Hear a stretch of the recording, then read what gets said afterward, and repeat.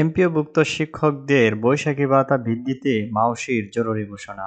আসসালামু আলাইকুম সম্মানিত ভিউয়ার্স, যারা এমপিওভুক্ত শিক্ষকগণ রয়েছেন, বিশেষ করে যারা স্কুল কলেজের এমপিও শিক্ষক রয়েছেন, তো তাদের বৈশাখী ভাতা নিয়ে ইতিমধ্যে মাউশির যে ঘোষণাটি এসেছে, তো আজকে আমরা এই সম্পর্কে আপনাদেরকে বিস্তারিত জানিয়ে দেব। তার জন্য অবশ্যই সম্পূর্ণ দেখার চেষ্টা করবেন। আর যারা নতুন যুক্ত হয়েছেন তারা অবশ্যই চ্যানেলটি সাবস্ক্রাইব করে ভিডিওটি শেয়ার দিয়ে দিবেন, যাতে পরবর্তীতে সকল তথ্যের আপডেট পেয়ে যান।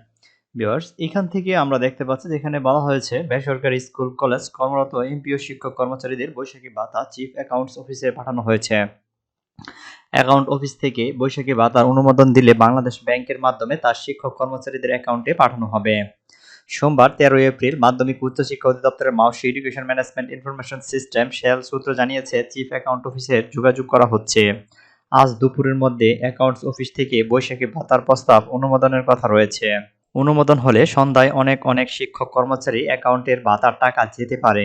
জানতে চাইলে মাউশির মহাপরিচালক মোহাম্মদ মনির হোসেন দ্য ডেইলি ক্যাম্পাসকে জানিয়েছিল, শিক্ষক কর্মচারীদের বৈশাখী ভাতার মেসেজ পাবেন। কোনো কারণে আজ না পেলে আগামী বুধবার তারা ভাতার টাকা পাবেন। উল্লেখ্য, এমপিও শিক্ষক কর্মচারীদের বেতন ভাতা নিয়মিত প্রদানে নিশ্চিত করতে সরকার ডিজিটাল বিল দাখিল ও অনুমোদনের প্রক্রিয়া চালু করেছে।